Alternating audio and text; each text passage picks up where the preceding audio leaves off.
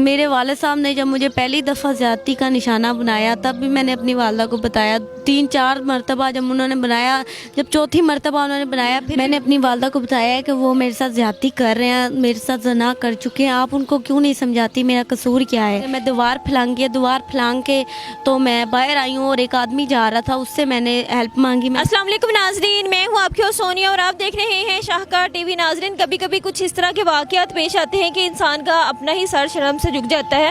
میرے ساتھ ایک لڑکی موجود ہے جس کا نام مریم ہے، اس کی عمر 13 سال ہے اور اس کا اپنا ہی باپ پچھلے 2-2.5 سال سے اس کے ساتھ زیادتی کرتا رہا، اور جب وہ اپنی والدہ کو بتاتی تھی، سکی ماں کو، کہ میرا باپ میرے ساتھ زیادتی کرتا ہے، تو اس کی والدہ جو ہے بجائے اپنی بیٹی کو سپورٹ کرنے کے اپنے خاوند کو سپورٹ کرتی تھی۔ باقی کا واقعہ ہم مریم سے جانتے ہیں۔ السلام علیکم۔ وعلیکم السلام۔ کیا نام ہے بیٹا آپ کا؟ مریم، مریم، آپ کی ایج کیا ہے؟ 13 سال۔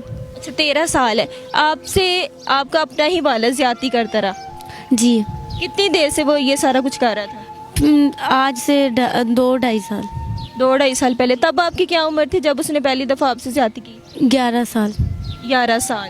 جی۔ کس طرح وہ آپ کو زیادتی کا نشانہ بناتا رہا؟ وہ پہلی دفعہ جب انہوں نے کیا تھا تو ایسے ہی بس پانی وغیرہ پہ دے دو، ایسے اس طرح کے بہانہ کر کے، تو گھر میں کوئی موجود نہیں ہوتا تھا تو وہ گھر میں کوئی موجود نہ ہونے کا فائدہ اٹھا کے تو زیادتی کرتا رہا ہے۔ آپ نے اس کو منع نہیں کہا؟ میں کرتی تھی بہت، لیکن وہ ایک ہی بات کرتے تھے کہ تم میری بیٹی نہیں ہو، تمہارے پاس کوئی ثبوت نہیں ہے میری بیٹی ہونے کا۔ اچھا، جب پہلی دفعہ اس نے زیادتی کی ہے تو تم نے اپنی والدہ کو کیا بتایا؟ میں نے اپنی والدہ کو بتایا ہے کہ وہ میرے ساتھ زیادتی کر رہے ہیں، میرے ساتھ زنا کر چکے ہیں، آپ ان کو کیوں نہیں سمجھاتی میرا قصور کیا ہے، لیکن وہ میری باتوں کو اگنور کر دیتی تھی اور بس اتنا کہہ دیتی تھی کہ وہ ان سے پوچھ لیں گی، خود پوچھ لیں گی، بس اتنی بات کر دیتی تھی۔ ہمارے والد صاحب کے پاس شروع سے رہے، انہوں نے ہمیں پڑھایا ہے، قرآن پاک بھی ہم پڑھتے تھے۔ تو جب میں 5 میں تھی، جب میں اپنی والدہ کے پاس گئی ہوں، تو ادھر جب میں ان کے پاس گئی ہوں تو تقریباً 3-4 ماہ گزرے ہیں، بہت اچھے تھے۔ میرے جو اسٹیپ فادر ہیں اور میری جو مدر ہیں، بہت پہلے ان کا رویہ بہت اچھا تھا، لیکن جب 3-4 ماہ گزرے اس کے بعد ان کا رویہ چینج ہو گیا۔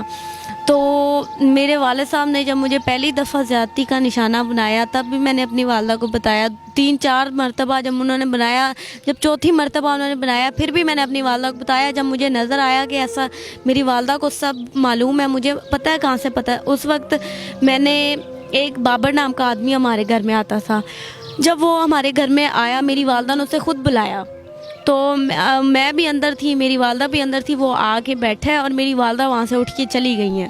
انہوں نے دروازہ بند کر دیا، رات کا ٹائم تھا، دروازہ بند کر دیا، انہوں نے بھی میرے ساتھ زنا کی ہے۔ وہاں سے مجھے شک ہوا کہ جو ماں کسی غیر مرد کو بلا کے اس کے پاس بٹھا کے خود اٹھ کے چلی جاتی ہے، وہ ماں کو کسی بات کا علم نہیں ہے۔ تو میری جو والدہ ہے انہوں نے، میں نے کہا کہ میں نے ان کے ساتھ نہیں سونا، میں نے الگ سونا ہے، میں نیچے سو جاؤں گی، ان کے ساتھ نہیں سوں گی، لیکن میری والدہ کہتی نہیں تم نے انہی کے ساتھ سونا ہے۔ تب مجھے یقین ہوا کہ جو میرے ساتھ میرے اسٹیپ فادر کر رہے ہیں اس میں بھی میری ماں کا ہاتھ ہے اور میری ماں یہ کروا رہی ہے۔ تو تب میں نے فرنائل کی گولیاں کھائی تھی تنگ آ کر۔ پھر جیسے کہ آپ نے اپنی ماں کو پہلے بتایا ہے بیہائنڈ دا کیمرہ، جیسے کہ آپ مجھے بتا رہی تھی کہ میرا والد مجھے دھمکیاں بھی دیتا رہا کہ اگر تم نے کسی کو بتایا تو میں تمہیں جان سے مار دوں گا۔ ہاں جی، دھمکیاں بھی دیتے رہے ہیں۔ جب میں نے فرنائل کی گولیاں کھائی ہیں تو وہ مجھے لائف ہاسپٹل میں لے کے گئے ہیں، وہاں سے ان کو جواب ملا، پھر وہ جناح میں لے کے گئے، جناح میں میرے گردے واش ہوئے ہیں، گردے واش ہونے 1 ہفتہ میں ادھر ایڈمٹ رہی ہوں۔ جب مجھے ڈرپ لگی ہوئی تھی نا، تب بھی وہ مجھے یہی دھمکی لگا رہے تھے کہ میں تمہیں جان سے مار دوں گا اگر تم کسی کو بتاؤ گی۔ جو پسٹل وغیرہ ہے نا ان کے پاس وہ بھی تھا، تو وہ جب بھی مجھ سے زیادتی کرتے تھے وہ نکال کے پہلے مجھے ڈراتے تھے، دھمکاتے تھے، وہ دکھاتے تھے اگر تم چیخو پکار کرو گی تو میں تمہیں یہی مار دوں گا۔ جب میں نے فرنائل کی گولیاں کھا لی، میرے گردے واش ہو گئے، اس کے بعد انہوں نے زیادہ سختی پتہ ہے کیوں کیا؟ انہوں نے کہا کہ تم نے اس بات سے تنگ آ کر گولیاں کھائی ہیں۔ انہوں نے مجھے اس دن جب مجھے ڈرپ لگی تھی تب بھی دھمکی دی کہ اگر تم کسی ڈاکٹر وغیرہ کو بھی بتاؤ گی تو بھی میں تمہیں یہی مار کے چلا جاؤں گا، تمہارا گلا دبا دوں گا اور تمہارا کوئی وارث نہیں ہے۔ اچھا، اس کی عمر کیا ہے اس درندے کی جو تمہارے ساتھ مسلسل یہ زیادتی کرتا رہا؟ اس کی عمر 46 سال ہے۔ 47 46 46 جی جی۔ ٹھیک ہے۔ तो फिर तुमने अपनी वालदा को नहीं बताया कि ये देखो मेरे साथ क्या कर रहा है? तुम्हारी वालदा ने भी बाकायदा उसे सपोर्ट किया है? उससे सपोर्ट किया उन्होंने, मेरी किसी बात पे कोई इंटरेस्ट होता है उन्होंने कुछ भी नहीं किया, यकीन तक नहीं किया। मुझे हर बात पे कहती थी कि बस ठीक है जो होगा चुप करो और मैं खुद पूछ लूँगी। अच्छा मरियम, मुझे ये बताओ कि तुम्हारी वालदा सकी ही वालदा है तुम्हारी? जी जी, वो मेरी सगी वालदा है। नाजरीन, एक माँ का नाम माँ के पाँव के नीचे जन्नत है, और बच्चा सबसे ज़्यादा जो अपने आप को सेफ फील करता है वो माँ की गोद में करता है, माँ के साथ करता है। लेकिन यहाँ पे मेरे पास कुछ अल्फाज नहीं है। अच्छा, इसके बाद क्या हुआ मरियम? इसके बाद मैं एक दिन घर में थी, मैं जब इंतहा तंग आ गई थी, मुझे खुद से शर्म आने लगी थी। मैं अपनी वालदा को वालदा कहती थी, मुझे शर्म आती थी, मेरा दिल करता था कि मैं मर जाऊं।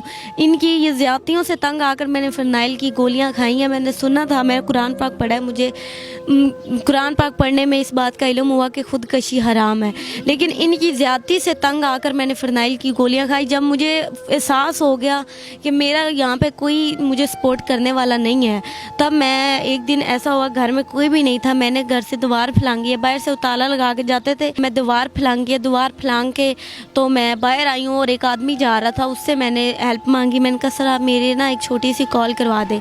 उस दिन मैंने अपने वाले साहब से बात की है, उनसे मैंने इतनी क्लियर बस बात की है थोड़ी सी कि बाबा आपने मुझे पिक करना है जहाँ से आप कहें। बाबा ने कहा कि मैं आपको कल पिक कर सकता हूँ, 10:30 बजे के दौरान आपको मैं लाइफ हॉस्पिटल के सामने से पिक कर सकता हूँ। फिर मेरी एक दोस्त है जिसके बारे में मेरी वालदा को कुछ नहीं पता, उसके यहाँ मैं रुकी हूँ। तो रुकने के बाद अगले दिन उन्होंने मेरे वाले साहब ने मुझे लाइफ हॉस्पिटल के सामने से पिक किया है। जब वहाँ से निकली हूँ, जब मैं अपने वाले साहब के पास आई हूँ, मैंने अल्लाह का शुक्र अदा किया कि मैं उन दरिंदों से आ गई हूँ। बाकायदा आपने मेडिकल करवाया है? मेडिकल की रिपोर्ट करवाई है? जी जी, मेडिकल की रिपोर्ट करवाई है। इसके खिलाफ कोई FIR वगैरह? FIR की बात करें, कानून की तरफ से बात करें, तो जिस दिन मैं अपने वालिद साहब के पास आई हूँ ना, अभी मैं अपने वालिद साहब के पास पहुँची नहीं हूँ, उन्होंने पहले FIR दर्ज करवा दी कि एक आदमी है तुफैल उसका नाम है, उसको मैं जानती ही नहीं हूँ। जो कि मेरे वालिद साहब किसी दौर में उनके शौहर थे और वो उनकी वाइफ थी, और उस दिन उनका ये बयान था कि मैं तो उसको जानती नहीं हूँ जो मेरी बेटी को अगवा करके लेके गया।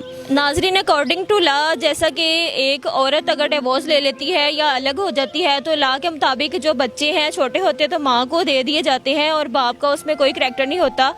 लेकिन इसकी मरियम की वालदा ने ऐसे किया है कि इसके फादर जो कि इसके ओरिजिनल फादर थे उनको कहा है कि मैं इसको नहीं जानती, और जब मरियम वहाँ से भागी है तो इसकी वालदा ने बाकायदा इसको सपोर्ट करने की बजाय उसने अपने खावत को तरजीह दी है, अपने बच्चों को तरजीह नहीं दी। हालांकि बच्चे जो है माँ के पास महफूज होते हैं। माँ की दरसगाह एक ऐसी दरसगाह, एक ऐसी माँ होती है, माँ के पास बंदा खुद को महफूज समझता है। पूरे जहां से ज़्यादा जो है माँ सेव करती है बच्चों को, लेकिन वो माँ ने अपनी बेटी को नहीं सपोर्ट किया। बाकायदा इसके खिलाफ जो है वो इसने FIR करवा दी है कि जो मेरा पहला खामद है वो मेरी बेटी को अगवा करके ले जा चुका है। मैं यहाँ पे क्या कहूँ, मेरे पास अल्फाज नहीं है।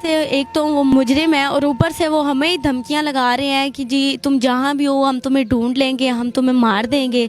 ऊपर से वो हमें ही धमकियाँ लगा रहे हैं। तो मेरी ये रिक्वेस्ट है सबसे कि उनको, जब मैं ये चाहती हूँ कि जो जुल्म ज़्यादतियाँ मेरे साथ हुई हैं किसी और की बेटी के साथ ना हो, और जो मेरी बहन है उनके पास बिल्कुल महफूज नहीं है, वो दरिंदे हैं। जो इंसान दरिंदे होते हैं उनको किसी पे तरस नहीं आता। जो भी इस दुनिया में एक कानून नाम की चीज़ है, जो कानून इंसाफ दिलवाता है, लेकिन मुझे कुछ ऐसा नज़र नहीं आ रहा। और मैं यही कहना चाहूँगी कि मुझे इंसाफ मिलना चाहिए। मेरी इज़्ज़त जो ख़राब होनी थी वो हो गई है, मुझे इंसाफ मिलना चाहिए, उनको सख्त से सख्त सज़ा होनी चाहिए। और उसके बाद मेरी ये अपील है कि मेरी वीडियो को ज़्यादा से ज़्यादा शेयर किया जाए ताकि जो लोग मेरी इस वीडियो को देख रहे हैं वो ज़्यादा से ज़्यादा शेयर करें और मुझे सपोर्ट करें। नाज़रीन, मरियम के जो असल वालिद हैं वो मेरे साथ मौजूद है। आइए इनसे बात करते हैं और जानते हैं कि इन्होंने अपनी बीवी को डिवोर्स कब दी और इनके बच्चे जो थे वो कब से वो लेके गई और क्या मामला हुआ। जी बताइएगा अंकल। वो मुझसे तलाक तो उसने नहीं ली, इसी तरह भाग कर चली गई थी। तकरीबन 13 साल की बात है ये पुरानी। उसके बाद मैं तो अपने बच्चों को कुरान पाक पढ़ाता रहा हूँ और स्कूल पढ़ाता रहा हूँ। फिर एक दिन उसकी कहीं से टक्कर हो गई है, उसने बच्चे उठा लिए हैं। मैंने थाना चौक में रिपोर्ट करवाई थी और वहाँ पे कोई आदमी नहीं मिला। मैं फिर उसके बाद, हम गरीब आदमी हैं, हमारे पास पैसा इतना नहीं होता, तो 3-4 महीने के बाद हमने मजदूरी करने के बाद पैसा जमा किया है और मैंने हाई कोर्ट की तरफ रजू किया है कि भाई ये मेरे बच्चे उठाने वाले लोग हैं। लेकिन कानून के हिसाब से उन्होंने मुझसे बच्चे ले लिए थे।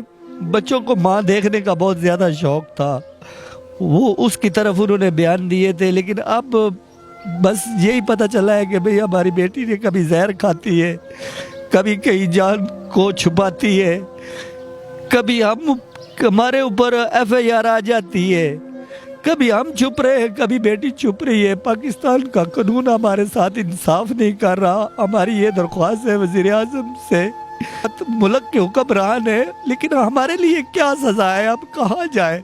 ना हम मजदूरी करने के काबिल है, जब मजदूरी करते हैं तो कोई पुलिस ऑफिसर बुला लेता है, कभी हमारी अदालत से निकल आती है। हमारे पास क्या चीज़ ऐसी नहीं है जो जिसके लिए हमें इस तरह दौड़ भाग, कभी अदालत में, कभी किधर जाना पड़ रहा है, कभी किधर जाना पड़ रहा है। हमारे ऊपर रहम कीजिए और हमें इंसाफ दे दीजिए, हम आपके बहुत शुक्रगुजार होंगे।